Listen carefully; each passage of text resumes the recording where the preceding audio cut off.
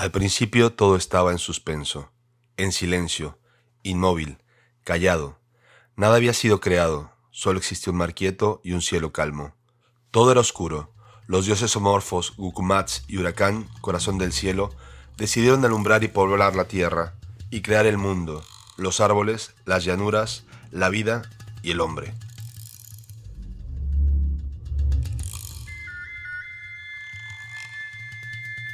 Así dijeron, que el agua se retire, que se llene el vacío, que surja la tierra, y así fue.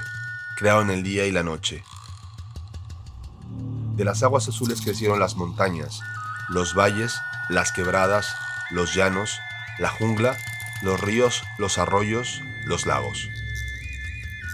Después crearon los animales pequeños y grandes, pájaros, aves, serpientes, jaguares, coyotes, culebras, víboras, leones, venados y muchos otros más. Y dijeron, tú, venado, dormirás en las orillas de los ríos, en los barrancos y caminarás a cuatro patas. Vosotros, pájaros, habitaréis sobre los árboles y los bejucos. Allí haréis vuestros nidos. Allí os multiplicaréis. A cada animal correspondía un hábitat específico. Los dioses querían ser venerados y por eso dijeron a los animales, hablad, gritar, gorjead, cada uno según vuestra especie, según la variedad de cada uno. Invocad a vuestros creadores, adoradnos.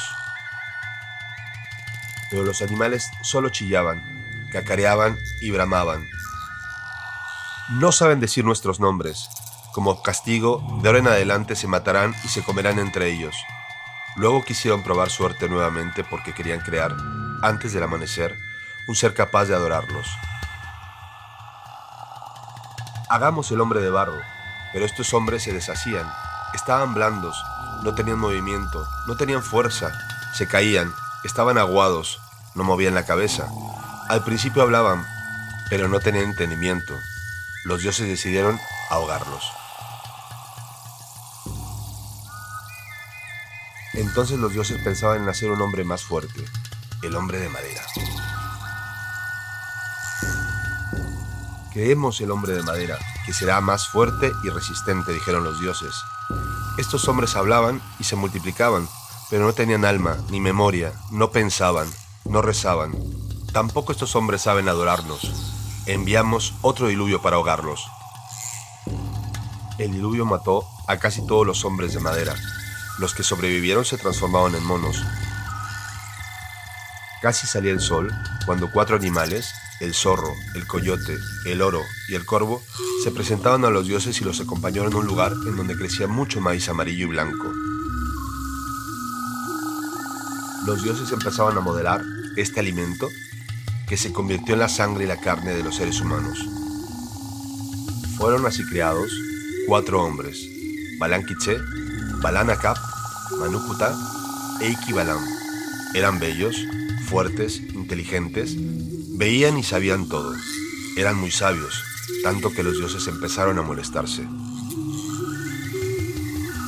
Ven demasiado, oyen demasiado, conocen el mundo como nosotros, parecen dioses. Entonces los dioses pusieron un velo sobre los ojos de los hombres, soplando nubes que les empañaron la vista y el oído. Durante la noche, crearon a las mujeres y los hombres fueron muy felices, y se multiplicaron poblando la tierra. Por fin, todos veneraban y adoraban a los dioses.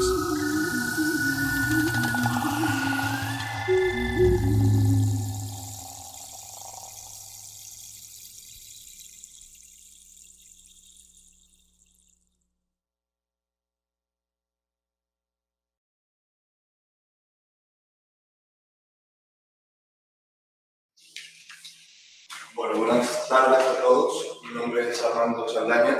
Soy originario de la ciudad de Puebla, pero llevo 25 años viviendo en Tenerife. Me dijo Francisco, bueno, quiero darle el agradecimiento a Francisco por invitarme a participar en este campus y a la Universidad de La Laguna, que durante mis primeros años de vida en la isla pues fue mi alma mater, porque estudié aquí, vine a estudiar Derecho en la Universidad de La Laguna y después cambié pues los libros de jurisdicción por la astronomía. y me invitan a hablar aquí a la laguna de una de las cosas que más me puede apasionar, que es hablar sobre mi cultura, hablar sobre mis raíces, y uno de los elementos o de los hilos conductores o de los canales más directos para hablar de una cultura, de un país y de una idiosincrasia, pues es la gastronomía, ¿no? Con este breve vídeo que acabamos de poner, pues quería, en forma de cuento, de forma más, digamos, romántica, ver cómo las poblaciones prehispánicas veneraban al maíz, ¿no? Y la importancia que llega a tener el maíz dentro de nuestra gastronomía hasta los días actuales. Se dice en la mitología maya que el hombre fue creado de maíz y eso es presente hasta nuestros días. ¿Qué ha pasado con la gastronomía mexicana? Que no nada más nos hemos quedado con la parte prehispánica, no solamente nos hemos quedado con la parte indígena, sino pues al ser conquistados por España y más adelante, el curso de la historia, como todos sabemos, nosotros somos parte de una historia, el mundo se ha transformado, ha cambiado, pues nos ha llevado a ser lo que somos y que es lo que quise reflejar en la frase al final. Y yo no me considero ni indígena, ni no me considero ni español, no me considero mexicano, que es lo mejor de cada lado de estas culturas, ¿no? No podría considerarme mexicano sin frijoles, sin maíz, sin chiles, pero tampoco me podría considerar mexicano pues, sin cerdo, sin cebolla, sin ajos, que eso no existía. Entonces es la parte más bonita de esto, ¿no? El mestizaje cultural que hubo durante la historia y la formación de lo que ahora conocemos como México.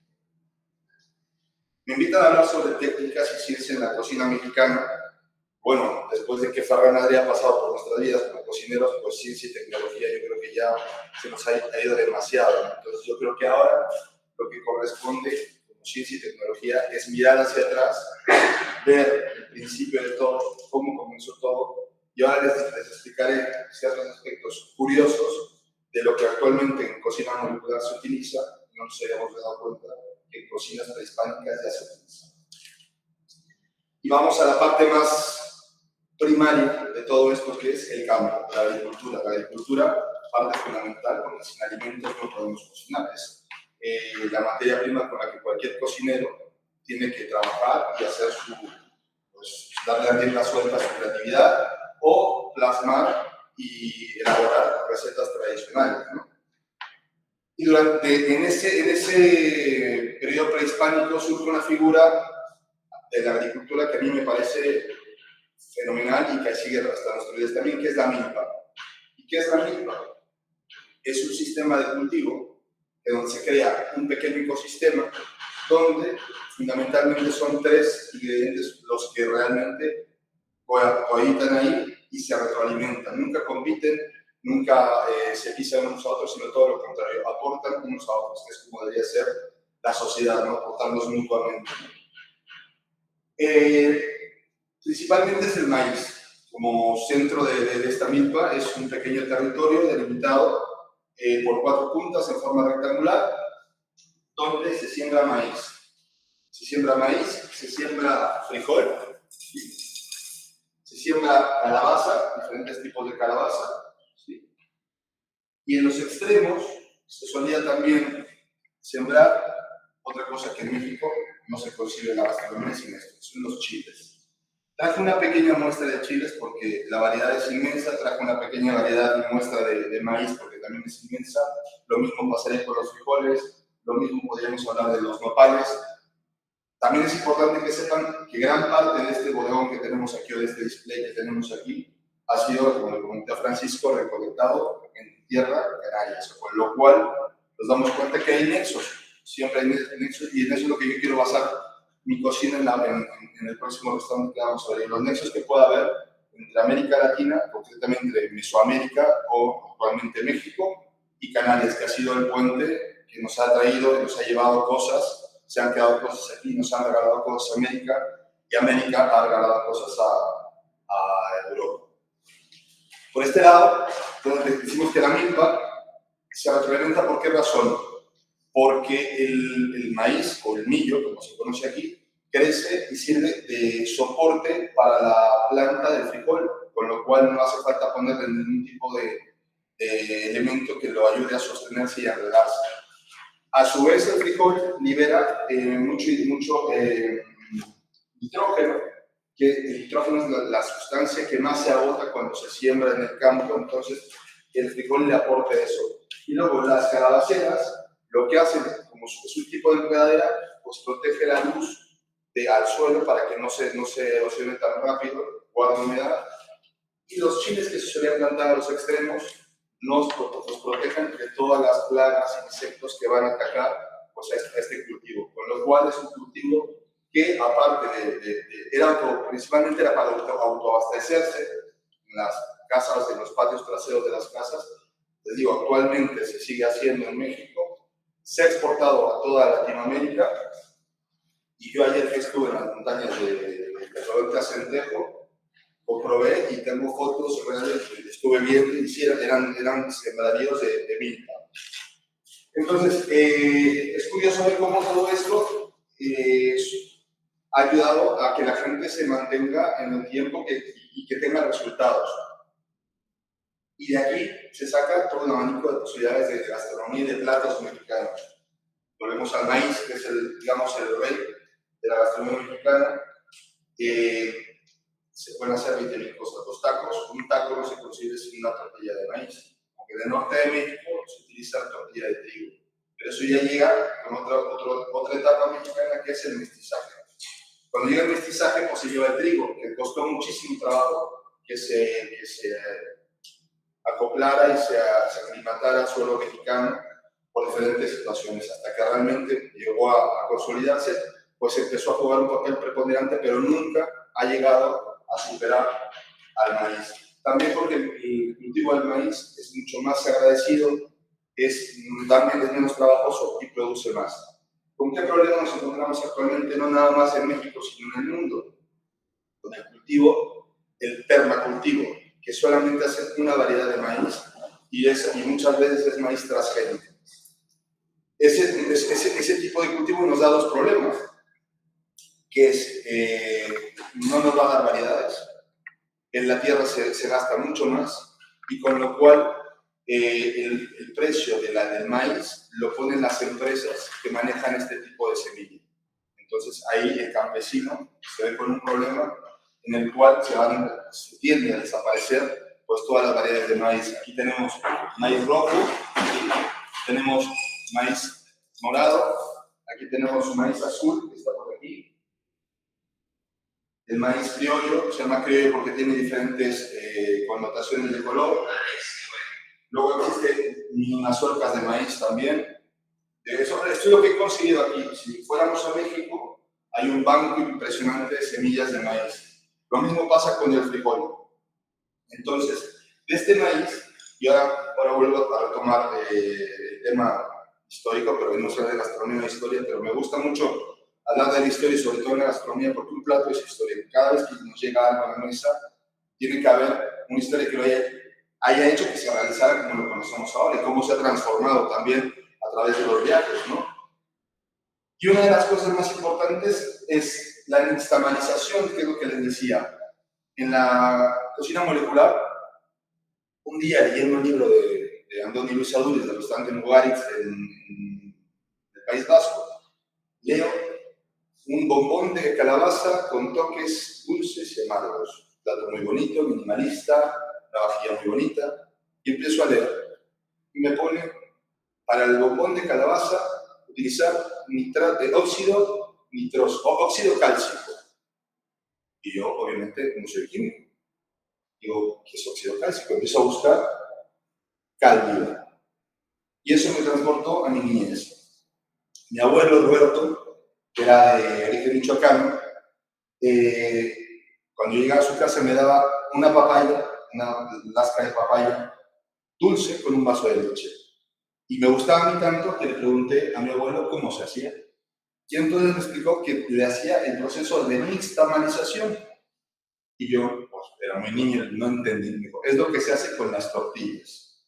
Las tortillas que conocemos para hacer tacos, que no son fajitas, que es otro grave problema que nos enfrentamos en la cocina mexicana, que ha viajado mal y se ha traducido mal y han pululado restaurantes Tex-Mex creyendo que son comida mexicana y no es así, pues la nixtamalización no es otra cosa que utilizar cal viva, que traje por aquí, ¿sí? Es hacer una solución alcalina tan simple como poner agua,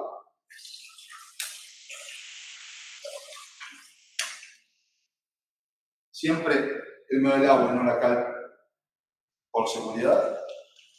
Depende de la cantidad de litros de agua, de esta cantidad de cal. Aquí vamos a hacer solamente la solución alcalina porque no vamos a trabajar nada con ella. Disolverla bien. Y por ejemplo, el maíz seco, ¿sí? Normalmente el maíz se guardaba y con el tiempo se va secando. Pues ya que está esta solución alcalina bien disuelta, si pueden ver aquí, se ve por aquí, ¿no? El color blanquecino que llega a adquirir. Bien disuelta, agregamos los granos del maíz. Esto lo llevamos a ebullición, lo dejamos de un día para otro. ¿Qué hace? ¿Qué es lo que conseguimos con esto? Que la parte dura exterior se ablanda y nos quedará una textura mucho más suave, mucho más maleable, y cuando hagamos nuestra masa, nuestra harina, que será algo como esto, ¿sí? Esto es harina de maíz ya nixtamalizada. No es lo mismo que la harina de maíz que se utiliza, por ejemplo, para hacer las arepas, que serán los primos o hermanos de los tacos o de las empanadas mexicanas, de las empanadas mexicanas. Lo que pasa es que los mexicanos tenemos nombres muy raros para la comida, pero al final un taco, una tostada, un molote, todas esas palabras es como en los italianos la pasta. Cambia la forma, pero el ingrediente es el mismo. Pasta, en el caso mexicano, harina de maíz, y agua y manteca muchas veces.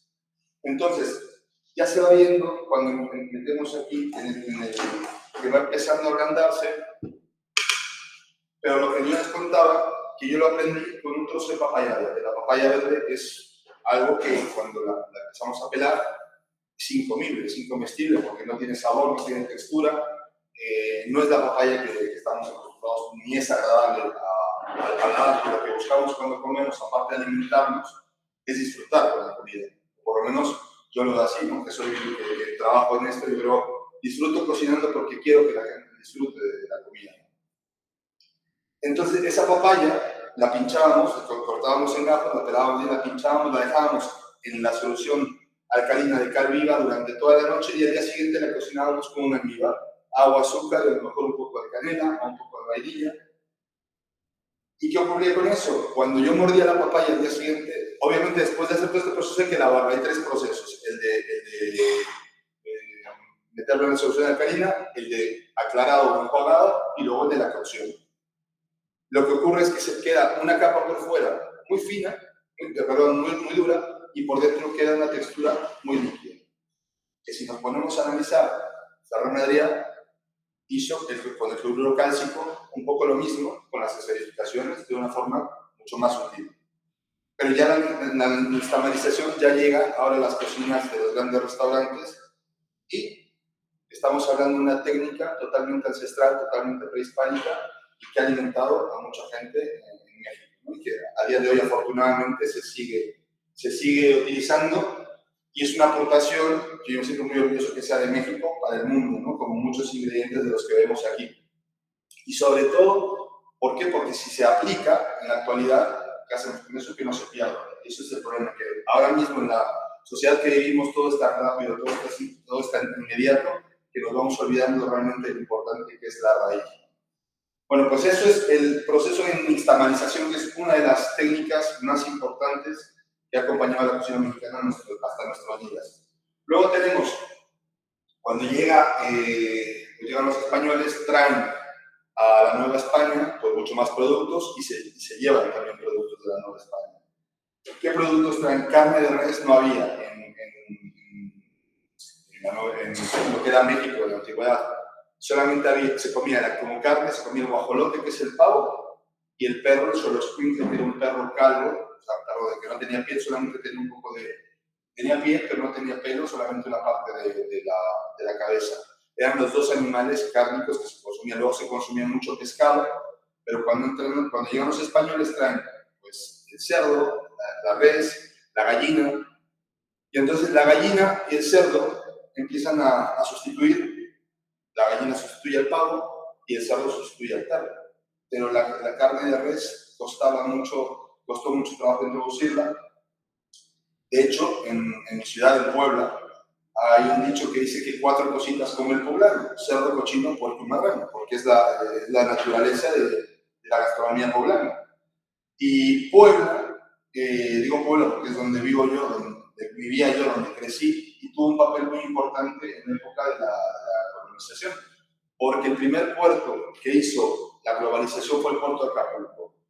España llega a México, conquista México, después de ahí van a Asia, y entonces cogen Filipinas y hacen el mercado de bajar de Asia con la nave de China, bajaban de Asia a Acapulco, puerto de Acapulco, cruzaban por México, pero antes de llegar a Ciudad de México pasaban por Puebla.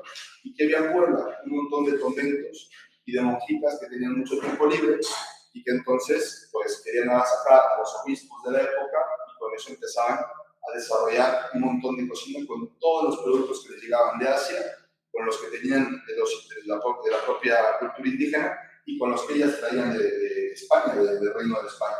Con lo cual en Puebla surge una cocina que es la cocina barroca o cocina virreinal, que no es porque sea de Puebla, pero es la cocina más importante de todo el país.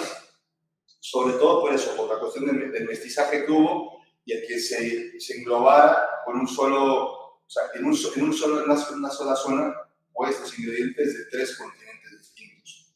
De hecho, uno de los platos más típicos de mi ciudad, de la ciudad de Puebla, es el mole poblano, hay muchos moles, pero el mole poblano yo creo que es el que más se conoce, y es el plato, yo creo, donde se puede englobar la historia de la globalización, porque aunque el mole es prehispánico, porque se molía con los metates, es unas piedras volcánicas, con una plancha volcánica.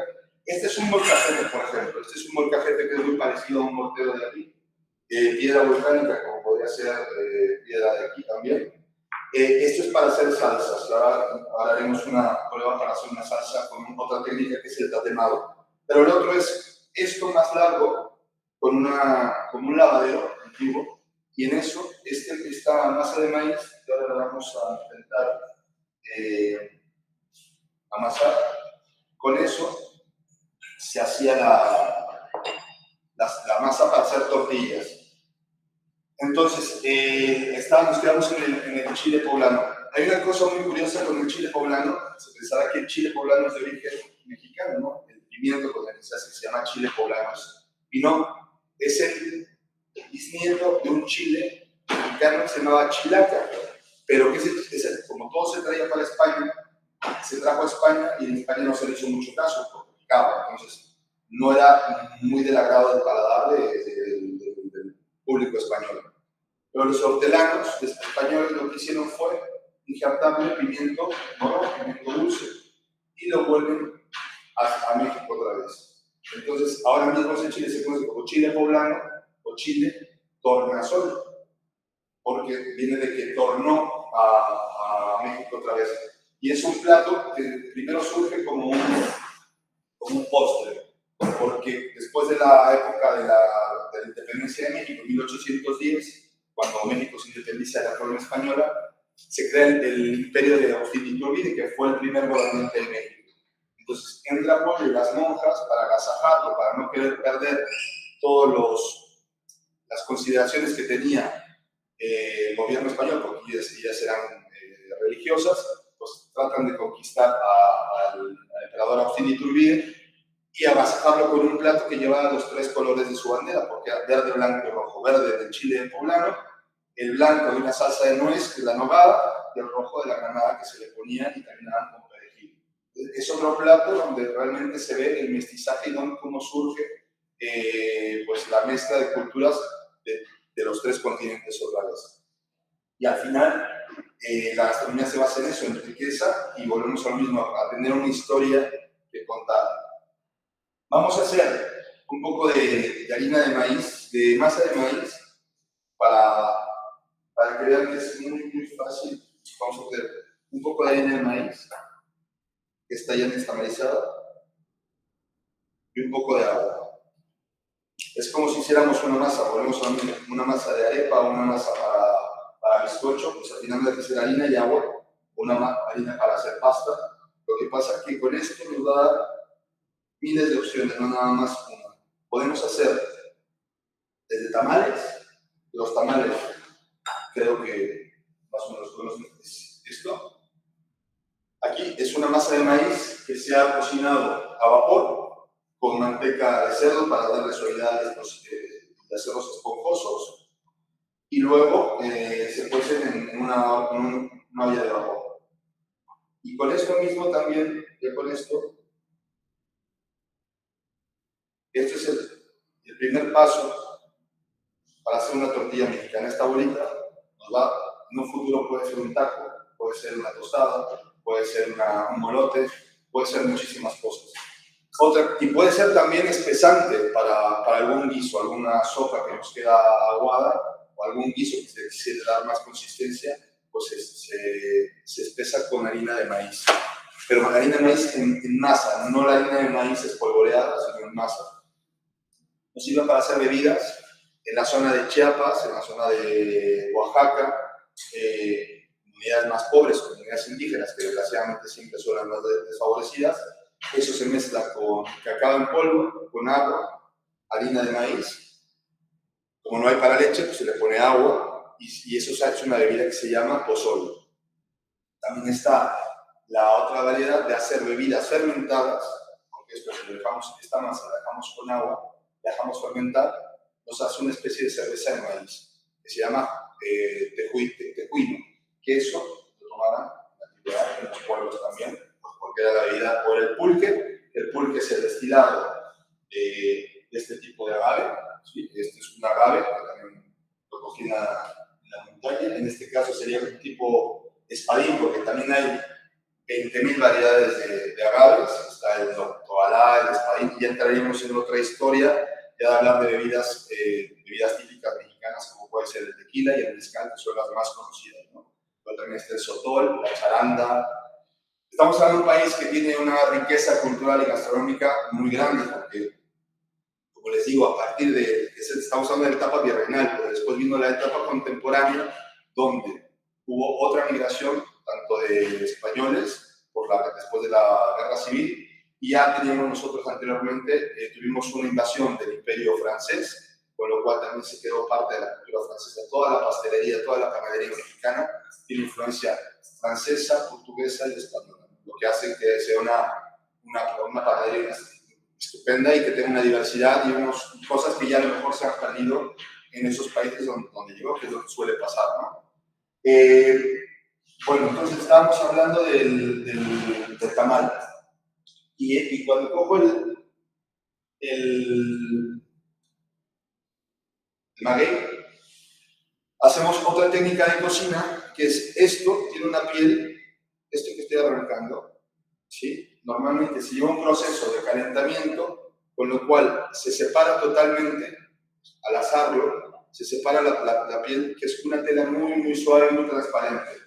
Pues con eso, lo que hacemos es, la dejamos secar, y una vez seca, hacemos un guiso, se hace con diferentes tipos de chiles, en este caso lo haríamos con chile guajillo. Los chiles mexicanos tienen una peculiaridad, en fresco se llaman de una forma y en seco cambian de nombre. Es decir, este chile, por ejemplo, largo, se puede llamar chile serrano. Este chile es el mismo que este. Lo que pasa es que se ha sometido a un proceso de secado.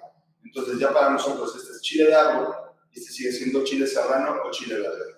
Pasa lo mismo con el chipotle. El chipotle es uno de los chiles que ahora mismo está más de moda, que se consigue más fácil en España, y que lo hemos descubierto porque lo conocía de pequeño, pero muchos cocineros lo han descubierto ahora. Es muy versátil y da mucho juego para utilizar en la cocina actual, ¿no? porque tiene un toque ahumado. Esto, aparte de secarlo, se ahuma. Y este chipotle, en su vida pasada, antes de que lo pusieran al sol y le dieran un toque ahumado, fue un jalapeño. También el jalapeño también suena muchísimo por el tema de los nachos, el jalapeño y todas estas cosas, ¿no? Pero esto sí da mucho más juego, porque esto es para hacer algún guiso, para hacer algún mojo. Yo estoy trabajando ahora, estoy a hacer mojos canarios con chiles mexicanos. No, yo llevaba ya tiempo haciéndolo y hago una especie de mojo canario, pero con chiles mexicanos. Y me gusta ponerle, aparte de comino, pues me gusta ponerle anís estrellado, canela, y entonces ya queda una cosa entre mojo, mole, y al final no sé muy bien qué es, pero está rico. Y al final yo creo que esa es la línea de trabajo que tenemos que hacer, ¿no? Seguir haciendo mestizaje y probando cosas, siempre respetando las tradiciones, porque es muy importante. Si no respetamos las raíces, pues vamos a perder la identidad, ¿no? Y no hay nada peor que no ser ni una cosa ni la otra, ¿no? Entonces, a mí sí me gusta jugar con esto, porque esta es la parte de donde nací, crecí, y ahora descubrí una parte muy importante que es donde vivo ahora y donde trabajo, ¿no? ¿Qué más les cuento? Otra cosa muy importante, que hablamos del michiote, que el michiote, se me olvidó, me voy un poco por los salos de Úbeda, es cuando se hace el adobo, o como el embarrado de los michiotes, se hace normalmente con carne de cordero, de chivo o de cabra, como lo llamamos aquí. Se le pone a ese majado, a ese mojo para untarlo, una cosa que aquí no se utiliza, que es muy rica, que es una hoja de aguacatero, ya que el aguacate está muy caro ahora mismo, no nos podemos comer aguacate, por lo menos si nos permitamos las hojas, ¿no? Las hojas de aguacate no nos olvidemos que el aguacate es una laurácea, entonces le da esto que como si pusiéramos hoja de laurel, y esto está en fresco, se puede usar en fresco, pero si no, las podemos tostar. Yo, por ejemplo, traje un soplete para darle un tostadito, porque todas las especies y todas las hierbas, al darles un quemado, los aromas van a saltar más. Entonces, con un poquito de tostado que le demos, ya esto lo podemos meter y empieza a quebrarse, entonces ya se integra mejor en nuestra receta. Si un día quieren probar hacer, no sé, unas albóndigas, una carne con papas, una cabra estofada canaria, con una hojita de aguacate puede quedar muy rica, y es una técnica que se utiliza en México desde hace muchos años. Por lo menos eso me contó mi mamá, porque es una cosa que mi madre siempre hacía en casa y lo disfrutábamos mucho. Otra cosa que se utiliza mucho en la gastronomía mexicana, hay dos tipos de tamales. Bueno, no hay dos tipos de tamales, hay infinidad de tipos de tamales, pero los más conocidos son los que se envuelven en hoja de maíz, como dije, que son estos. O sea, hacemos la masa, digamos que esta masa, digamos que ya la batimos en una batidora, una KitchenAid, le agregamos sal, le agregamos manteca, y luego lo que le queramos poner, si tenemos un buen mole poblano, un trocito de carne de cerdo, rajas de chile poblano, rajas de chile jalapeño, lo metemos aquí dentro, hacemos el paquetito, lo envolvemos, incluso lo podemos cerrar con el propio maíz, y nos queda este paquetito, a ver si se ve, si lo ven, ¿no? Ahí. Este paquetito, y lo metemos en una vaporera a cocinar. Alrededor de unos 40 minutos ya empieza a esponjarse, y la textura es como de un bizcocho de maíz. No es nada, con la manteca de cerdo, eso no es nada light, porque es bastante calórico, pero es muy rico. Y es un plato, ahí volvemos a las tradiciones, es un plato que siempre se va a asociar a fiestas. Es un plato donde las comunidades indígenas, cada vez que hay una fiesta, se hacen tamales. Y afortunadamente en México, cada fin de semana, no es que haya fiesta, pero cada fin de semana hay un carrito o una bicicleta que pasa por las calles ofreciendo tamales con un micrófono y un altavoz, que si uno está de resaca le puede parecer un poco incómodo, pero un tamal y un vasito de champurrado, que es una bebida hecha a base de maíz, reconstituye, lo que pasa bueno es lo mismo. Harina de maíz en la bebida y harina de maíz en la comida, pues es una bomba calórica bastante potente. Pero bueno, es parte de la cultura, y cuando uno, como no esté todos los días ahí, se puede uno permitir el lujo de comerse de vez en cuando. Entonces, y el michiote también se cocina a vapor, Una vez que la telita se quedó secada, la volvemos a meter en agua para hidratarla. Como todas estas hojas también se dejan secar al sol para hacer los tamales, está ya bien hidratada, pero normalmente se encuentran secas, ya que cuando uno quita la piel del maíz, se nos queda, así seca, ¿no? Entonces, lo que hay que hacer es meter en agua para que se nos quede hidratada y sea más fácil de manejar y no se nos rompa. Y con esto, con la de maíz, se hace lo mismo, con la de plátano, se hace lo mismo, se le da una pasada al fuego también esta es para que sea también más maleable, este ya como tiene suficiente humedad, no hace falta hidratarla, pero sí darle un paso por el fuego. Si tienen el fuego de la estufa, un poco así, genial, yo como no tengo aquí, estamos en el soplete, le saca más brillo, vean cómo al darle con el soplete se va abrillantando más. Aquí está opaca y empieza a coger más brillo. Y esto también nos sirve para hacer tamales. Ponemos también la fruta de tamal que sí, el maíz, y hacemos paquetitos. Y tenemos otro tipo de tamal que es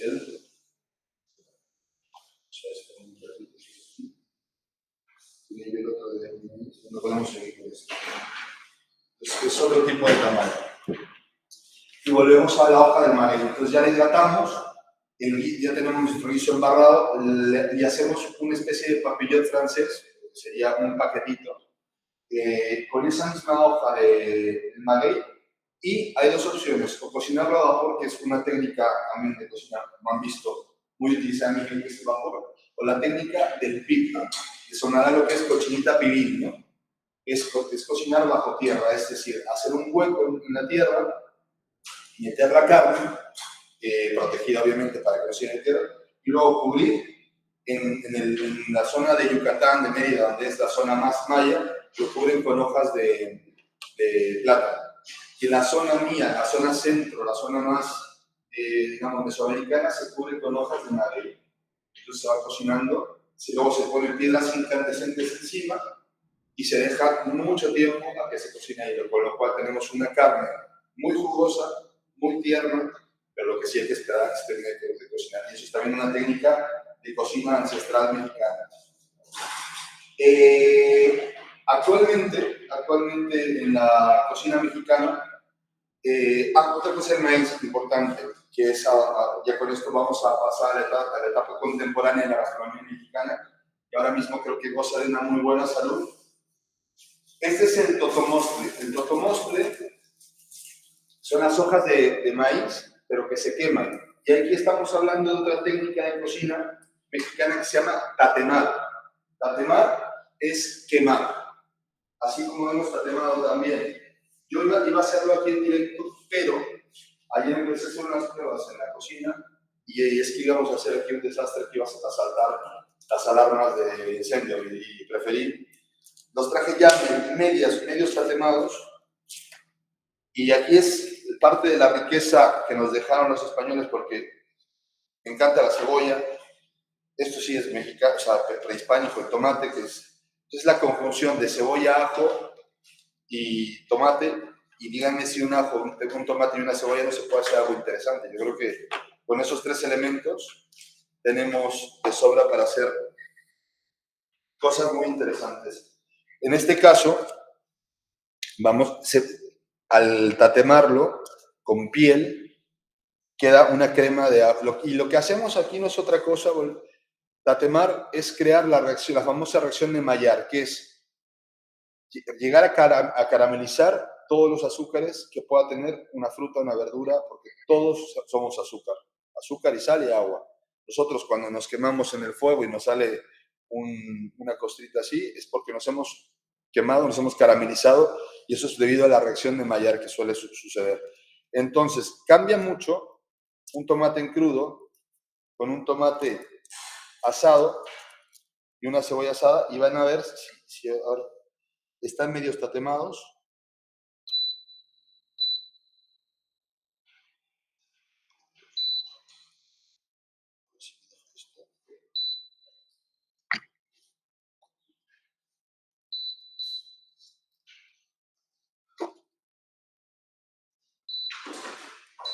está ahí. Entonces, el tatemado, lo que le está contando, en el maíz, al hacerlo así, lo que hacemos es quemarlo totalmente y luego después de eso lo vamos a moler y vamos a conseguir un polvo como este. Y este es el polvo de la cáscara del maíz que aporta sabor, color. Se puede utilizar en panadería, se puede utilizar en pescados. Es como un tipo de sal. Ahora vamos a hacer un mole verde. Y con este plato que hago de mole verde, quería hacer un poco el homenaje a la milpa, porque vamos a hacerlo con los ingredientes básicos de la milpa. Son calabaza, maíz y frijol.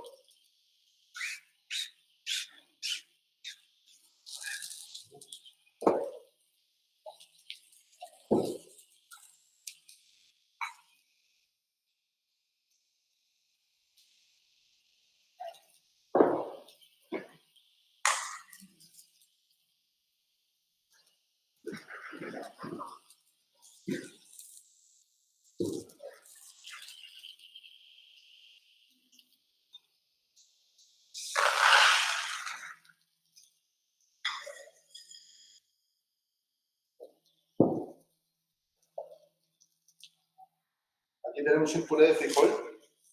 Lo hemos hecho con el frijol rojo, porque es más cremoso.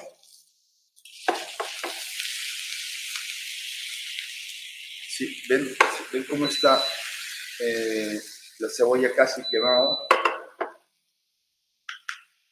¿Qué va a aportar eso? Un toque ahumado a nuestra salsa sin haber pasado por grasa ni nada. El sabor cambia muchísimo y hay tres técnicas para hacer las salsas mexicanas. Una es la asada, otra es la cruda, con todos los ingredientes en crudo, que nuestra madre es más fresca, y luego la hervida o guisada, que es poner en un caldero, agua, todos los ingredientes y luego se trituran todos. Actualmente ya no se utiliza tanto el molcajete que hemos enseñado, pues, ya no se hacen las salsas a mortero, a molcajete si se hace pues una vaso americano, una Thermomix, pero sí la salsa de molcajete tiene un puntito de tener más tropezones, ser más entera, tienen otra, como todo, tienen al hacerlo con más tiempo y más paciencia, pues también tiene su recompensa. Por este lado tenemos una lubina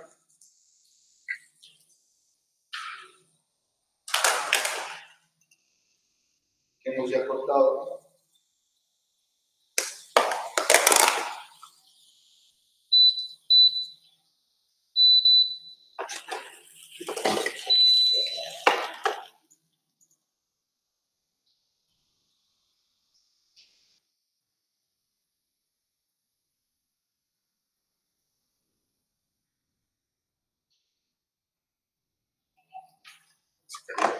Y tenemos aquí nuestro pipián. El pipián lo traje hecho. El pipián es una mezcla de...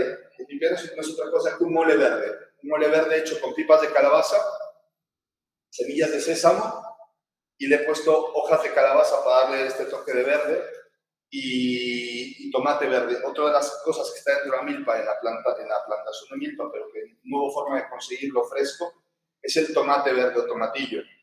Para nosotros, el tomate rojo no lo llamamos tomate rojo, lo llamamos jitomate. Significa en náhuatl tomate de ombligo, por la acepción al pentáculo que tiene aquí. Y el tomate para nosotros es un tipo de físali de color amarillo o bien morado, que tiene mucha acidez, casi tiene tanta acidez como un cítrico. Eso es lo que utilizamos también para hacer las salsas verdes. Digamos que nosotros tenemos nuestro mojo verde y nuestro mojo rojo, pero el mojo rojo, nuestra salsa roja, la hacemos con tomate, con jitomate, y nuestra salsa verde la hacemos con tomate verde o tomate fresadilla, que también se le llama. Entonces ya tenemos aquí nuestro puré de frijol, encima le vamos a poner nuestro mole verde.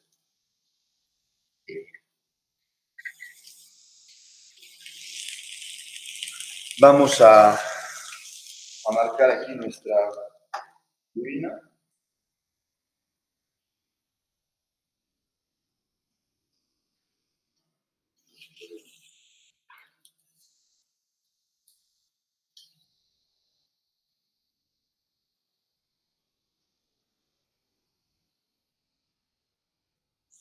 Mientras tanto, vamos a poner unas hojas de perro capuchino.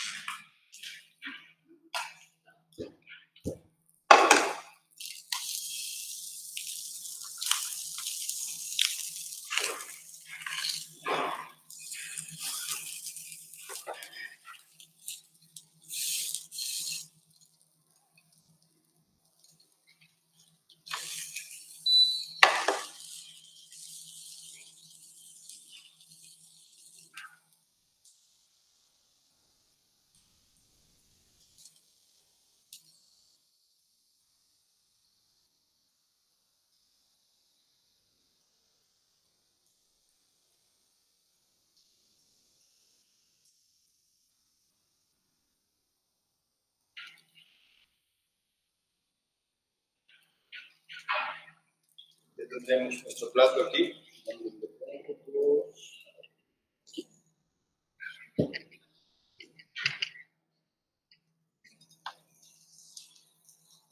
Lubina con mole verde, frijoles, hojas de capuchina y flor de calabaza.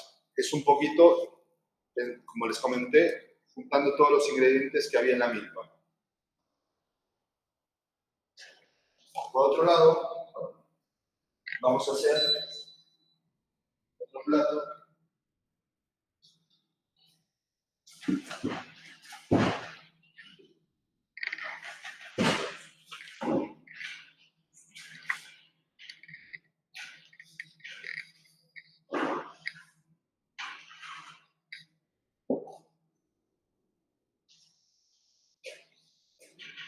Tenemos aquí unas ligas, en México le llamamos callo de hacha.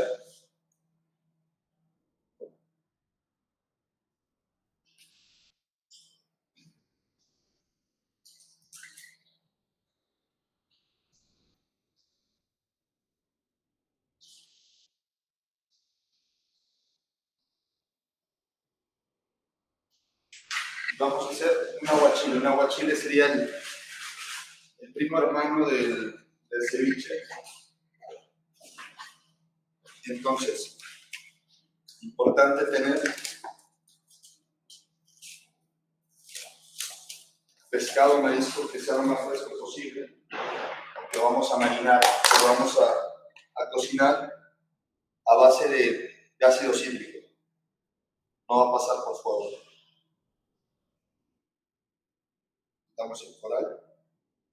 Tenemos solamente la carne magra del centro.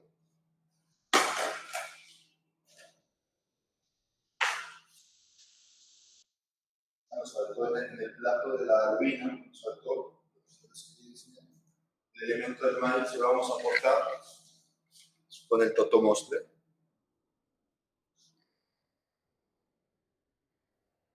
que le va a aportar un sabor como de sal y aparte ese toque ahumado de la cáscara del maíz. Volvemos con nuestro ceviche. Cortamos en cuadritos un aguachile de ceviche. Diferencia entre el aguachile y el ceviche. El ceviche se deja mucho más tiempo en maceración. Mientras tanto, el aguachile lo único que vamos a hacer, que lo tenemos aquí preparado, es una mezcla de limón, cilantro, chile verde, y en este caso utilicé higos picos para darle un puntito de dulzor. Lo metemos toda la Thermomix a triturar y lo colamos para que no tenga las pipitas son desagradables. Una vez que tenemos esto,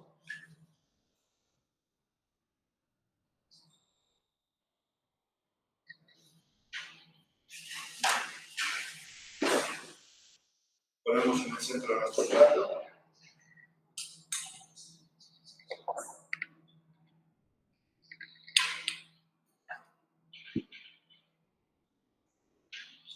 Nosotros vamos a cortarle, a darle textura, un poquito de pepino, cortado muy fino, en grumas muy finas.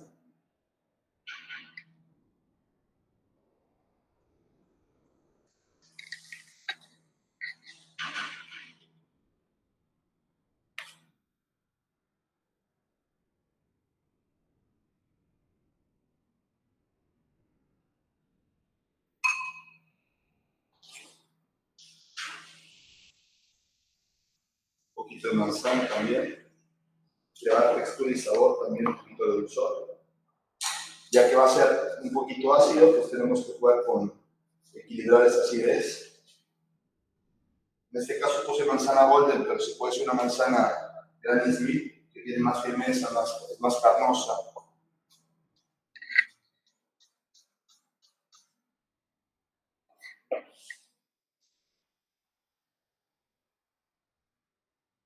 Luego terminamos con nuestro aguachile de higotuno. Es una salsa fría. Esto entre más frío esté, mejor.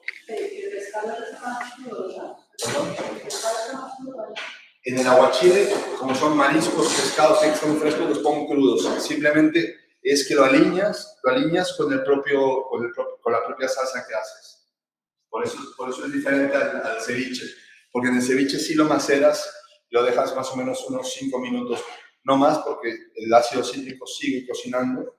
Y es como cuando tú dejas un pescado a la plancha, se te pasa y se cocina demasiado.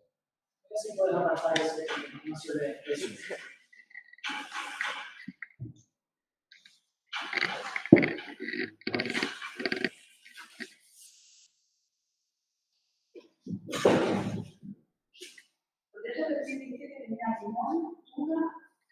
Hago una mezcla de zumo de limón, le pongo pepino, le pongo atuna, y le digo tuno, cilantro y chile verde para que tenga el toque picante. El picante ya, el chile más o menos, yo le quito las semillas para que no pique tanto. A mí me gusta picante, pero no siempre cocino solamente para mí. Entonces tengo que también pensar que hay clientes que no les gusta el picante. Siempre hay que buscar, o sea, agregar se le puede agregar, quitar no se le puede quitar. Entonces prefiero quedarme corto a que la gente se vaya con la boca abrazada y no quiera volver. Y vamos a terminarlo con unos palitos de hinojo.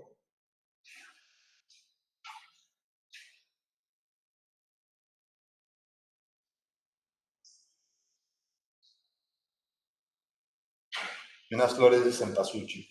La flor de cempasúchil es un tipo de crisantemo que aquí se conoce como taguete. Cempasúchil viene de cempoazúchil, que significa 20 o varias flores, que es una flor también prehispánica de origen mexicano y que ahora mismo en estas fechas es su época esplendorosa porque se utiliza mucho en las festividades de Día de Muertos. Todos los altares mexicanos de Día de Muertos llevan este tipo de flor y el olor a mí me parece espectacular. Tenemos aquí también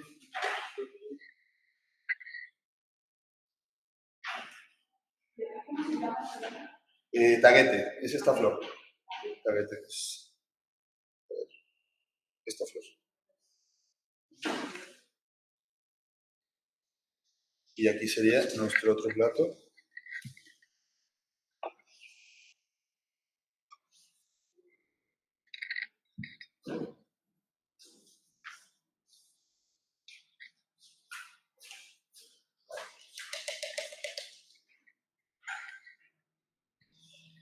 Bueno, y ya con estos platos, sí les quería comentar, pues bueno, toda la diversidad que tenemos aquí de cosas, los chiles y todo esto, sirve para hacer muchos guisos, muchas salsas.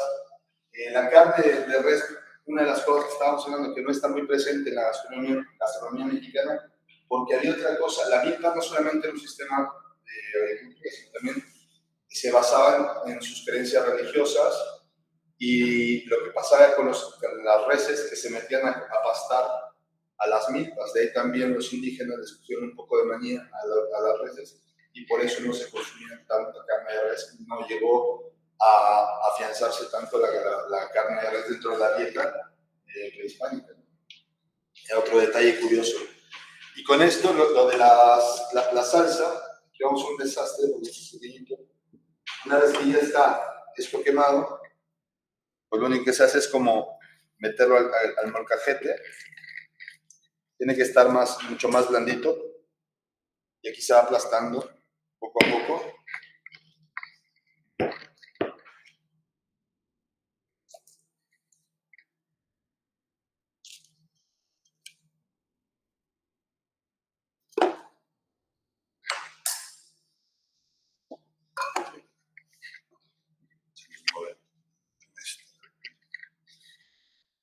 Bueno, y es ir moliendo poco a poco la salsa. La salsa esta no es como plato, sino es como acompañamiento. Digamos que si queremos hacer un taco, tenemos el taco y este va a ser lo que lo va a bañar. Aquí falta un elemento muy importante en esta salsa que serían los chiles. Pero si ponemos los chiles al fuego a tatemarlos, vamos a estar cociendo todos. Eso es algo, claro, la capsaicina empieza a tostarse y empieza a llegarnos a la garganta todos. También por eso no lo pudimos hacer, porque si no...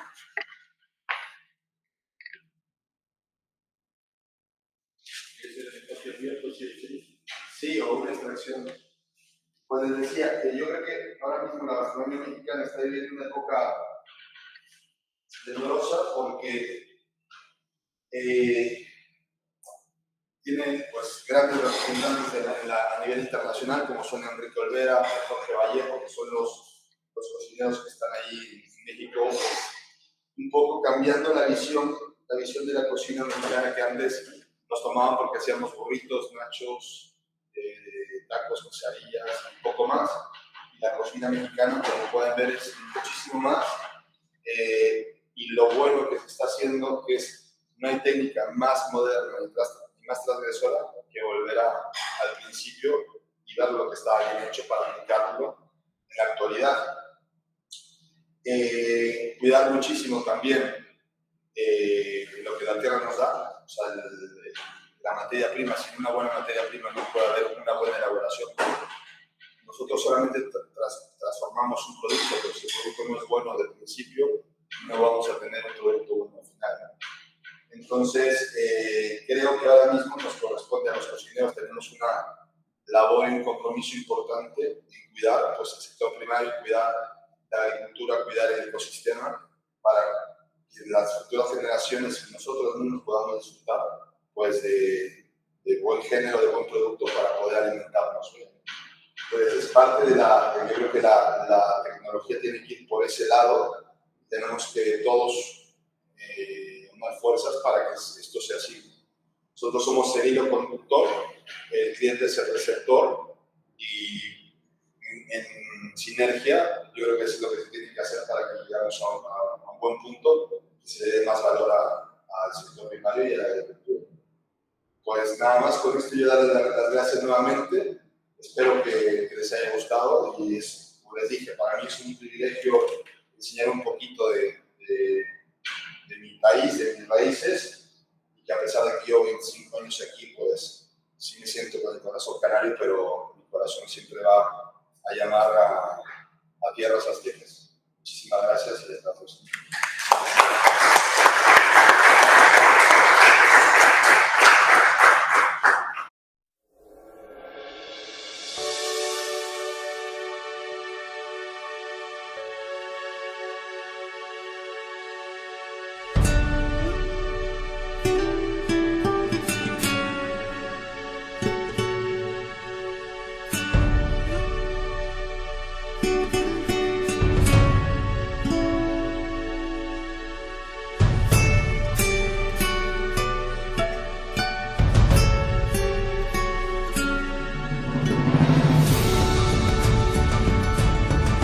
la voluntad, el esfuerzo y la unidad son la fuerza que permite emprender grandes proyectos.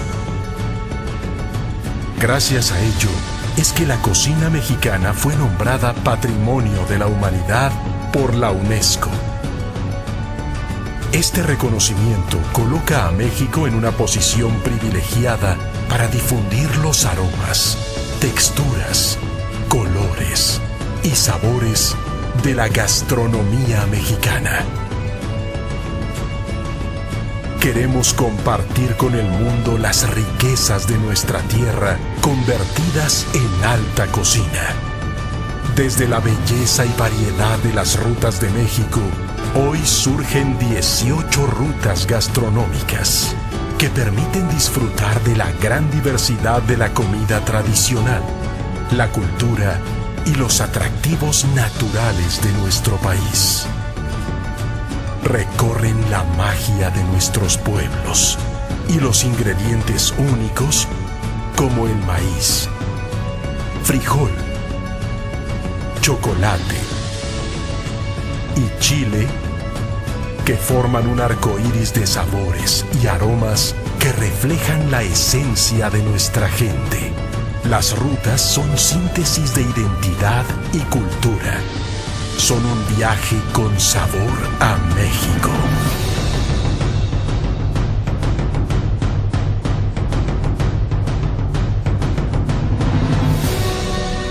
Hagamos de nuestro país el principal destino turístico del mundo y compartamos juntos nuestra gastronomía para que el turismo sea la principal palanca de desarrollo para un México más próspero.